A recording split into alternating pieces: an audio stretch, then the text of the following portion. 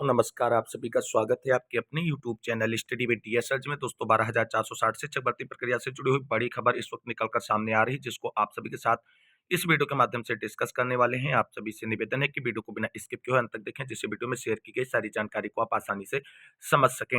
Video में आगे बढ़ने से पहले छोटी सी रिक्वेस्ट है कि प्लीज वीडियो को लाइक करें, दोस्तों में शेयर करें। जितने भाई बहन चैनल पर पहली बार विजिट कर रहे हैं उनसे निवेदन है कि प्लीज चैनल को सब्सक्राइब करके बेल आइकन जरूर दबाएं, जिससे आपकी अपनी YouTube family study with DSH जल्द से जल्द 10K की फैमिली बन सके।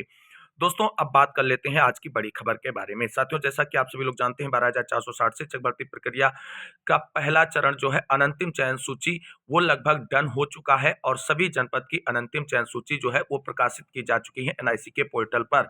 जिन जनपद की अनंतिम चयन सूची अभी तक एनआईसी पोर्टल पर अपलोड नहीं की गई है उन जनपद के अभ्यर्थियों को परेशान होने की जरूरत नहीं है। आज 11 बजे तक सभी जनपदों के जो है अनंतिम चयन सूची एनआईसी पोर्टल पर आ जाएगी और उसके बाद आप सभी को बता दें आगे की कार्रवाई इसमें सुनिश्चित की जाएगी। तो कुल मिलाकर के अनंतिम चयन सूची जो है वो सभी जनपद की ऑलमोस्ट प्रकाशित हो चुकी है और शेष जनपदों की आज 11 बजे तक प्रकाशित कर दी जाएगी। दोस्तों अनंतिम चयन सूची में बड़ा खेला खेला गया है विभाग की तरफ से और जिला बेसिक शिक्षा अधिकारियों की तरफ से।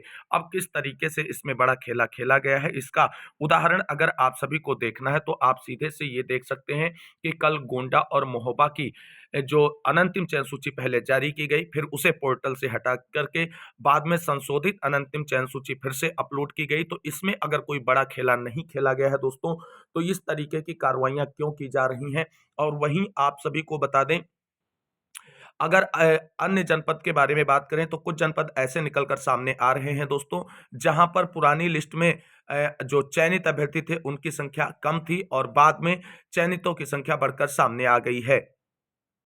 और दोस्तों आप सभी को बता दें अनंतिम चयन सूची में घपलेबाजी का एक और एग्जाम्पल आप सभी लोग देख सकते हैं सोनभद्र की अनंतिम चयन सूची से, जहां पर आप सभी को बता दें वहां पर जो पिछली बार 2018 की अनंतिम चयन सूची थी उसमें चयनितों की संख्या 182 थी, लेकिन इस बार जो जारी की गई अनंतिम चयन सूची उसमें जो है चयनितों की संख्या जो है वो 185 दिखाई जा रही। तो इस तरीके से आप सभी को बता दें 12,460 शिक्षक भर्ती प्रक्रिया में जिला बेसिक शिक्षा अधिकारियों की तरफ से एक बड़ा खेला खेला जा रहा है दोस्तों, और इसको लेकर के सभी साथियों को सतर्क और सावधान रहना होगा। क्योंकि अगर आप सभी को बता दें इस तरीके से खेला खेला गया तो सेकंड काउंसलिंग की संभावनाएं बिल्कुल समाप्त हो जाएंगी और सेकंड काउंसलिंग के इंतजार में बैठे अभ्यर्थी 0 और 51 जनपद के वेटिंग तथा 20 जनपद के अभ्यर्थियों को निराशा ही हाथ लगेगी। तो आप सभी साथियों को बता दें सबसे पहले आप सभी लोग जानते हैं ये पहली काउंसलिंग के लिए अनंतिम सूची तैयार की जा रही है और अब आप सभी को बता दें किस बिहाफ पर तैयार की जानी चाहिए पहली सूची जो प्रथम काउंसलिंग के लिए तैयार की जानी चाहिए, उसके लिए क्या नियम होते हैं उसके बारे में जानेंगे। और आप सभी को बता दें घपले का एक और एग्जाम्पल आप सभी के सामने प्रस्तुत करना चाहेंगे जिसे आप सभी लोग देख सकते हैं।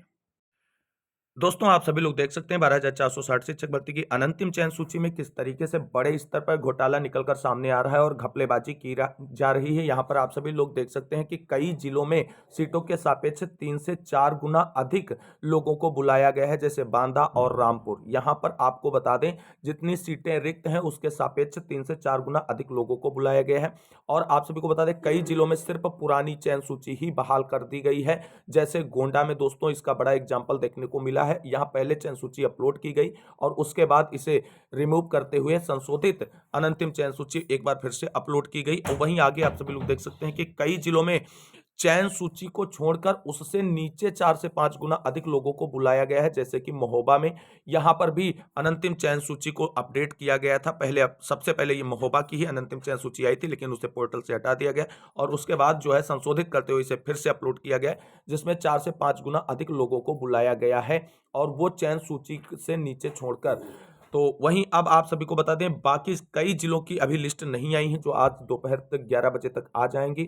साथियों एक भर्ती और हर जिले में अलग अलग प्रक्रिया और अलग अलग नियम ये प्रदर्शित करते हैं कि 12,460 शिक्षक भर्ती प्रक्रिया में बड़ा खेला खेला जा रहा है नियुक्ति प्रक्रिया को लेकर के। इन सभी खेलों से सावधान रहने की आप सभी को जरूरत है। अब देख लेते हैं फर्स्ट काउंसलिंग के लिए जो अनंतिम सूची तैयार की जाती है उसके लिए क्या नियम होने चाहिए, किस तरीके से उसे बनाना चाहिए, उस पर नजर डाल लेते हैं।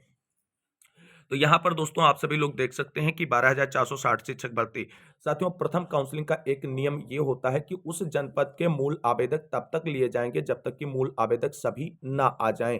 दोस्तों, ये जनपद स्तर पर जिसमें एक कट ऑफ डिसाइड होती उसके लिए बताया गया है दोस्तों, कि प्रथम काउंसलिंग का एक नियम होता है कि उस जनपद के मूल आवेदक तब तक लिए जाएंगे जब तक कि मूल आवेदक सभी ना आ जाएं। पहला पॉइंट है, अब मान लीजिए यदि उस जनपद में मूल आवेदक 200 हैं और सीटें 230 हैं, तो पहले सभी मूल आवेदकों को 200 देकर बची हुई 30 सीटों को open to all second counselling के लिए रखा जाएगा। और उसी तरीके से मान लीजिए यदि मूल आवेदक 200 हैं और सीट 190 हैं, तो 190 तक भरी जाएंगी। बचे मूल आवेदक द्वितीय काउंसलिंग में प्रतिभाग करेंगे जो ओपन टू ऑल होगी, में किसी भी जिले में जहां सीट शेष है वहां पर आवेदन कर सकते हैं। तो ये दोस्तों एक नियम है। और उसके बाद अब हम बात करते हैं, यहाँ इन्होंने मदर लिस्ट को फिल्टर करके 2018 की एक लिस्ट बना ली है और उस पर ही काम किया है और उस पर ही काम करेंगे, चाहे चयनित हो या वेटिंग, ये स्पष्ट हो गया है। दोस्तों, अब यहाँ पर आप सभी को बता दें, 20 जिले जिनके यहाँ पद नहीं है, ये भ्रम में न रहे कि second counselling open to all होगा। जब तक वो जिले के आवेदक रहेंगे, मेरिट नीचे गिराकर ही भरना होगा। जब उस जिले के आवेदन नहीं रहेंगे, अगर सीट बच रही, तब ओपन टू ऑल होता है। रूल समझ लो अच्छे से आप सभी साथियों। तो कुल मिलाकर के आप सभी को बता दें, यहां पर अब सेकंड काउंसलिंग के लिए 0+51 जनपद के अभ्यर्थियों को स्पेशली प्रयास करना होगा और उसके साथ साथ 20 जनपद वाले अभ्यर्थियों को, अदरवाइज उन्हें जो है कहीं ना कहीं सेकंड काउंसलिंग से हाथ धोना पड़ सकता है। अब बात करते हैं आगे इससे जुड़ी हुई महत्वपूर्ण अपडेट के बारे में। तो दोस्तों, यहाँ पे आप सभी लोगों को बता दें कि अनंतिम चयन सूची में किन लोगों का नाम होगा, इस पे नजर डाल लें। तो बहुत सारे साथियों का कमेंट आ रहा है कि सर जी हमारा नाम नहीं है, हमने 2016 में आवेदन किया था, 17 में काउंसलिंग कराई थी, 18 में काउंसलिंग नहीं करा पाए थे, लेकिन उसमें हमारा नाम नहीं आया है अनंतिम चयन सूची में, क्या हम काउंसलिंग कराने जाएं। साथियों, 29 तारीख को जो पहली काउंसलिंग होने वाली है, उसमें केवल और केवल उन्हीं अभ्यर्थियों को बुलाया गया है जिनका नाम जनपद की अनंतिम चयन सूची में है। यानी एनआईसी पोर्टल पर जो अनंतिम चयन सूची अपलोड की गई है, उसमें शामिल जितने भी आवेदक हैं सभी को मतलब 29 तारीख को काउंसलिंग के लिए अपने डॉक्यूमेंट के साथ प्रेजेंट होना है अपने निर्धारित सेंटर पर। यानी जहां पर पहले आपने काउंसलिंग कराई थी वहीं पर आपकी काउंसलिंग होगी, अन्यत्र कहीं भी आपकी काउंसलिंग नहीं कराई जाएगी। दोस्तों, आप सभी को बता दें, इस अनंतिम सूची जो जारी की गई, इसमें अलग-अलग जनपदों में अलग-अलग तरीके से अनंतिम चयन सूची जारी की गई। इसलिए एक रूल फॉलो नहीं हो रहा है, ये कहीं न कहीं एक बड़ा लोचा है। वरना आप सभी को बता दें, स्पेशली 2018 में जो लिस्ट तैयार की गई थी, उस लिस्ट के मोस्टली आवेदकों का नाम इस अनंतिम चयन सूची में देखने को मिल रहा है। लेकिन कुछ अभ्यर्थी ऐसे हैं जिनका नाम इसमें नहीं है और कुछ नए अभ्यर्थी आ गए हैं, उनके नाम ऐड कर लिए गए हैं, जिसका डिस्कशन हमने अभी वीडियो में आप सभी के साथ किया है कि कुछ जनपदों में 3 से 4 गुना आवेदकों को बुला लिया गया है फालतू, तो कुछ नए आवेदक भी ऐड हो चुके हैं अनंतिम चयन सूची में। और एक चीज आप सभी को बता दें, यहाँ पर जितने भी साथी बीएड किए धारक थे और इस भर्ती से जुड़े थे, हालांकि तब रूल ही नहीं था कि बीएड को प्राथमिक में एलिजिबल किया जाता, लेकिन फिर भी मान लीजिए अगर कोई ऐसा साथी जिसने बीएड के बिहाफ पर इस भर्ती प्रक्रिया में आवेदन किया है, तो उसका नाम इस लिस्ट में नहीं दिखेगा। क्योंकि आप सभी लोगों को बता दें, जो कोर्ट का आदेश आया है उसमें स्पष्टतया मेंशन है कि एनसीटी की गाइडलाइंस के अकॉर्डिंग जो है भर्ती प्रक्रिया पूरी की जाए। तो और एनसीटी की गाइडलाइन आप सभी लोग जानते हैं, ऑलरेडी बीएड को पीआरटी से बाहर कर चुकी है। तो ऐसे में बीएड अभ्यर्थियों का नाम भी अनंतिम सूची में नहीं होगा और इसके साथ साथ उन सभी अभ्यर्थियों का नाम नहीं होगा जिनका नाम 2018 में तैयार जो अनंतिम सूची थी उसमें नहीं था। तो ये चीजें क्लियर हो गई होंगी कि किन अभ्यर्थियों का नाम अनंतिम सूची में नहीं है और किन अभ्यर्थियों का नाम अनंतिम सूची में है। तो 2018 में जो फाइनल लिस्ट तैयार की गई थी उसमें शामिल अभ्यर्थियों के नाम अनंतिम सूची में हैं। और इसके साथ साथ जिन जनपदों में 3 से 4 गुना या 2 से 3 गुना अधिक अभ्यर्थियों को बुलाया गया है, वहां के कुछ नए आवेदकों का नाम भी अनंतिम चयन सूची में देखने को मिलेगा। अब दोस्तों, 51 जनपद और 16 जनपद के वेटिंग तथा 20 जनपद वाले अभ्यर्थियों के लिए क्या बड़ी अपडेट है, सेकंड काउंसलिंग के लिए कब और कैसे क्या हो सकता है, ये सब कुछ जानेंगे। अगर अभी तक आपने वीडियो को लाइक नहीं किया तो लाइक कर दें, दोस्तों में शेयर कर दीजिए साथियों। जैसा कि साथियों आप सभी लोग जानते हैं, जिस तरीके से अनंतिम चयन सूची जारी की जा रही है और भर भर के आवेदकों को अनंतिम सूची में शामिल किया गया है, तो इस तरीके से अगर देखा जाए तो कहीं ना कहीं फर्स्ट काउंसलिंग में ही पदों की संख्या जो है मोस्टली डन हो जाएगी, भर जाएंगे और ऐसे में रिक्त पदों की संख्या काफी कम बच सकती है। और ऐसे में अब जो सेकंड काउंसलिंग का इंतजार कर रहे अभ्यर्थी हैं, उनको कोई ना कोई बड़ा कदम आगे उठाना पड़ेगा, अदरवाइज सेकंड काउंसलिंग एकमात्र सपना ही बन के रह सकता है। और इसी क्रम में आप सभी को बता दें 51 जनपद के अभ्यर्थियों की तरफ से सेकंड काउंसलिंग को लेकर के बड़ी तैयारी कर दी गई है।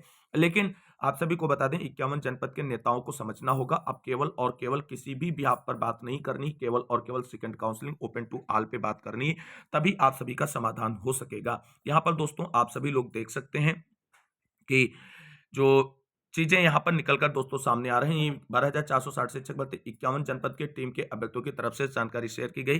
कृपया सभी लोग लखनऊ एससीईआरटी धरने के लिए पहुंचे और वहां जाकर यह सब बातें रखी जाएंगी, जिससे बांदा जनपद की तरह दूसरे जनपद में भी सभी लोगों को काउंसलिंग के लिए बुलाया जा सके। कौन कौन अभ्यर्थी लखनऊ के लिए निकल गया है, हाथ उठाकर अपनी उपस्थिति दे। हम निकल चुके हैं रास्ते में, कृपया नजदीक जनपद वाले 10 बजे तक हर हाल में एससीईआरटी पहुंचने का कष्ट करें और दूरस्थ जनपद वाले हर हाल में आज अपराह्न तक पहुंच जाएं। यदि नौकरी चाहते हैं तो तब 2 से 3 दिन हमारे पास है, उसके बाद जिंदगी भर पछताते रहोगे, नहीं तो आने वाले दौर में अध्यापक भर्ती एक सपना हो जाएगा। दोस्तों एक बात सभी सुन लीजिए, जैसे बांदा बीएसए साहब ने सभी बच्चों को बुलाया है, हर जिले में कल एक ही मांग हो कि सभी बच्चों को काउंसलिंग हो, वरना धरना देना पड़ेगा। और अगर आप सभी को बता दें इस तरीके से आप सभी लोगों ने कार्रवाइयां सुनिश्चित नहीं की, तो आप सभी को बता दें भर्ती प्रक्रिया आप सभी लोगों के लिए दूभर हो जाएगी और नौकरी तो एक बड़ा और दूर का महंगा सपना हो जाएगा।